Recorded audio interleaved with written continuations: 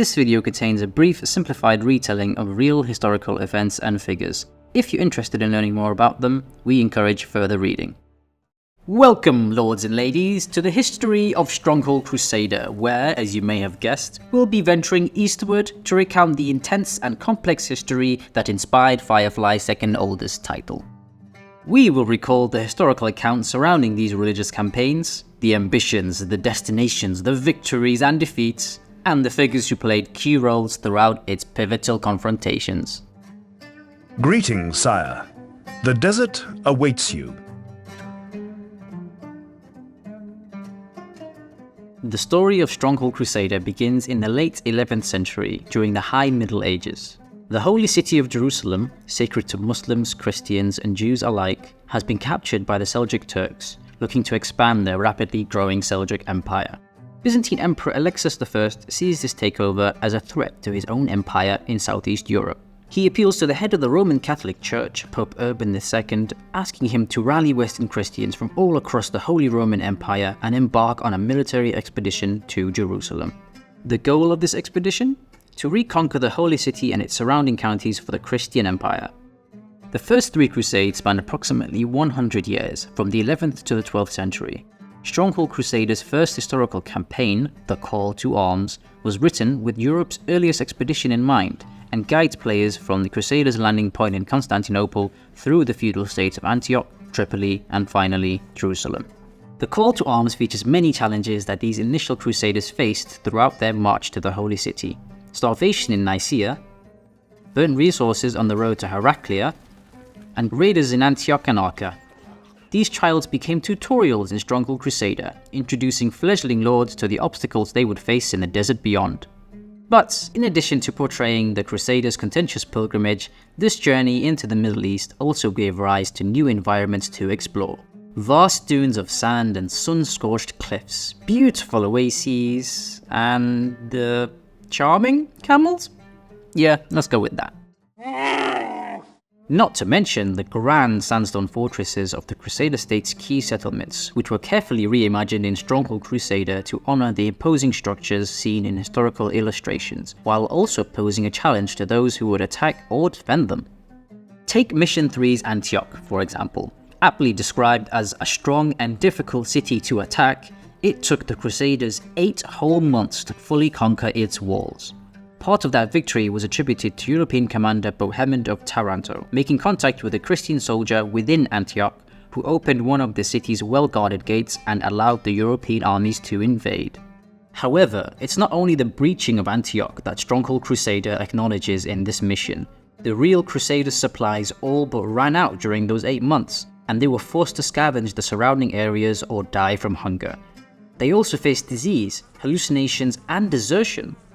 The aftermath of these hardships becomes the driving force in Mission 3, where you start with limited provisions, few troops, and have minimal areas to gather materials from. Wood needed, my lord. Looking ahead to Mission 5 and the Crusaders' assault on Jerusalem, the player's victory in this difficult siege reflects the recorded outcome of the real First Crusade, in which the Crusaders successfully captured the city. By the turn of the 11th century, the Holy Lands were under Christian control yet again. But their triumph wouldn't last. Decades later, a new Muslim leader would rise to counter the West, one whose power, intelligence and influence would shake the foundations of the Crusaders' previous efforts and prompt a respectful rivalry in the conflicts to come. Another siege draws close, my friend! In 1174, Muslim general Salahuddin, commonly referred to as Saladin, becomes Sultan of Syria and Egypt.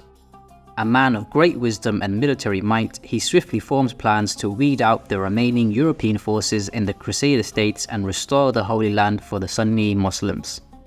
His ambition inspired Stronghold Crusader's second historical campaign, the aptly named Saladin's Conquest.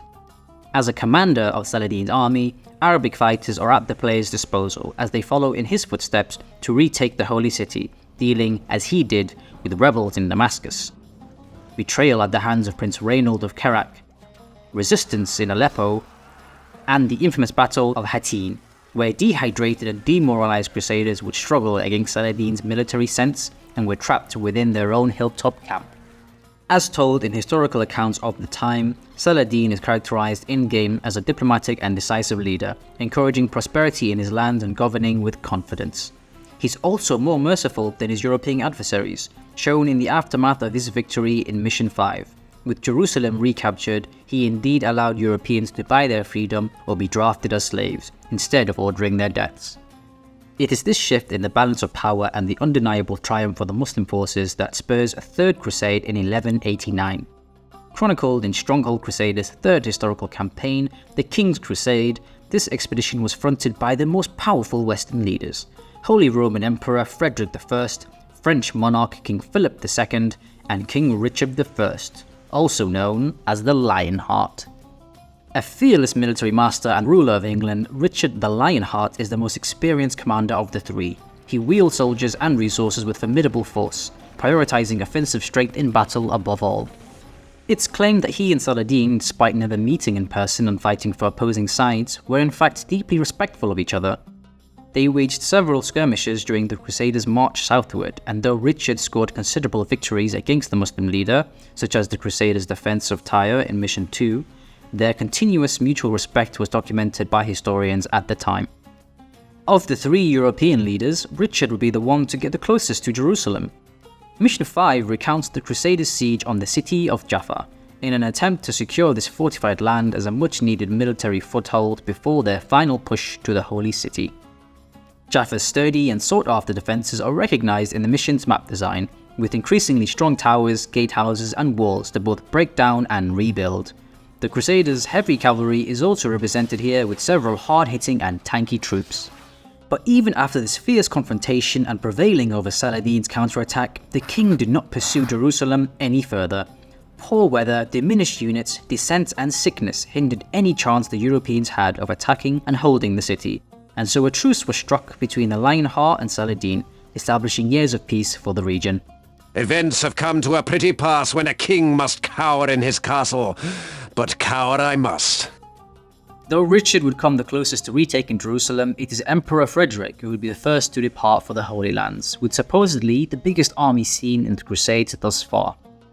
A keen strategist, the Emperor is a steadfast and tactical opponent. He uses a variety of methods as part of his battle acumen, with significant defensive structures and productive economies. Once Frederick's forces reach Anatolia, he wastes no time in laying siege to the city of Konya. He and his son, the Duke of Swabia, divide their army into two and launch simultaneous attacks on the city walls and the Turkish footmen in the field. It's a hard-fought victory which preludes Mission 3 of the King's Crusade, where Konya must be repaired and held by the Crusaders. It is said that Saladin was alarmed by the Emperor's progress, but unfortunately for Frederick, this progress would come to an abrupt end. While passing through Armenian territory on his route to Jerusalem, the ruler of the Holy Roman Empire drowns in the Kalykadnus River, leaving the remainder of his devastated army to either return home or face the judgment of Muslim mercenaries without their leader. Speaking of the Arabian forces, we think it's only fair to pay proper tribute to one of the most well-known AI lords in Stronghold Crusader's arsenal. A vindictive firestarter, this cruel tyrant is memorable not only for his aggressive battle tactics, but also for his unique taunts. Infidel! Of course, we're talking about the Khalifa or the Caliph. Although he isn't based on specific historical figures from the Crusades like Saladin and Richard, his title refers to the civil and religious leaders of the Muslim community in Islamic history, some of whom occupied territories in the Crusader states during the 11th and 12th centuries. An example of Caliphate influence in the Crusades were the Egyptian Fatimid Caliphate. The Fatimids were in control of Jerusalem before the Seljuks invaded in 1071 and actually recovered the city just before the First Crusade's arrival. They would then take several precautions to obstruct Europe's forces, like building a large defensive wall, cutting down all nearby trees, poisoning exterior water wells, and banishing all Christians from the city to avoid treachery. So caliphates were certainly noteworthy factions during Europe's crusades on the Middle East, understandably earning their leaders a place in Stronghold Crusader. What of our Caliph himself then? As mentioned earlier, he is a relentless and independent lord who rarely accepts allyship and takes no prisoners. Fire is his main means of attack and defense, and he will harass his enemies from the get-go. His desire to conquer the entire desert drives his unforgiving assaults, but perhaps his impulsiveness will turn out to be his downfall. Now, we know that these are just 4 of the many unique characters in Stronghold Crusader, but there's more lore yet to cover. If you'd like us to delve into the inspirations and histories behind the other lords, please drop us a comment below. My men are eager for battle, and so am I. Prepare to fight! We've talked a lot about the different factions involved in the Crusades and the motivations of their leaders, but what about the armies they commanded? There are some key design choices that were made to truly incorporate the military history of the Crusades into this Middle Eastern setting. On the European side, we have knights and swordsmen. Their designs reflect one of the most significant Crusader infantry groups, the Knights Templar. Identified by their white and red tabards and unique flat-topped helmets, the Knights Templar were a monastic military order charged with protecting Christian held sites and travelling pilgrims during the Crusades. They were elite soldiers, trained in multiple disciplines like sword fighting and cavalry tactics, and were extremely well armoured. However, while all this protective gear and heavy-duty weaponry made them deadly in melee combat, carrying it all would have greatly impacted their marching speed. So, although they can certainly deal dangerous amounts of damage in-game, our designers ensured that they would be appropriately slow in actually reaching their enemies. Realism at its finest. This armor's heavy! And yet the Templars were not without equals. The Islamic military, particularly the Turkish forces, featured large numbers of archers on horseback, who were highly effective against the Crusaders' swordsmen. Lightly armoured but very agile, horse archers were the perfect counterpoint to the European knights during the Second and Third Crusades, able to strike with rapid-fire arrows from a distance and harass enemies to tire them out before close quarters combat. They would even feign retreat on horseback, drawing their opponents out into the field only to turn and fire backwards at them instead. The horse archers' heightened mobility is a key design feature in-game, with their ability to fire projectiles while moving giving players plenty of chances to rush their opponents as well as dodge incoming attacks. And, true to history, they're perfectly capable of taking down the lumbering Crusader swordsmen while staying safely out of reach. Though it isn't just the field troops in Stronghold Crusader that were inspired by real historical mercenaries. Among the Arabian mercenaries are the Assassins, another unique unit who first appeared in Stronghold Crusader alongside the Horse Archer.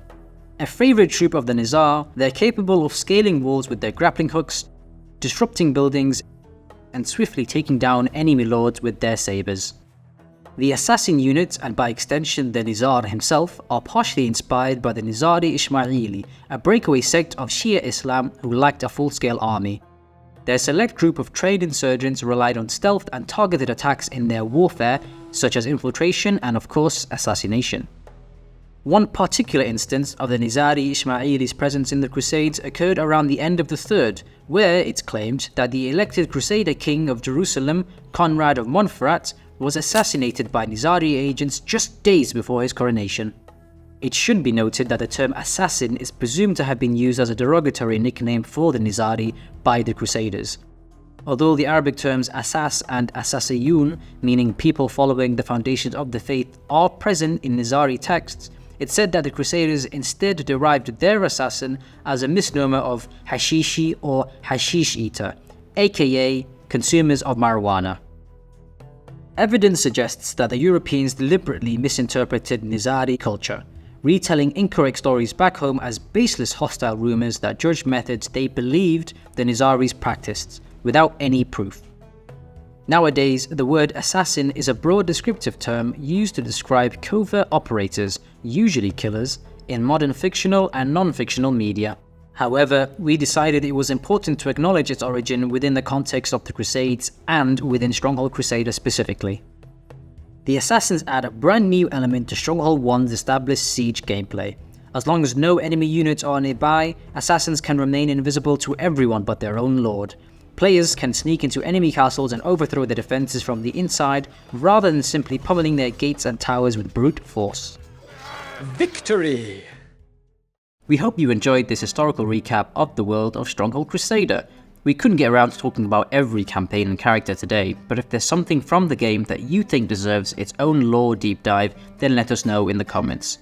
For now, please remember to subscribe for all the latest Firefly updates, and perhaps our paths will cross again very soon.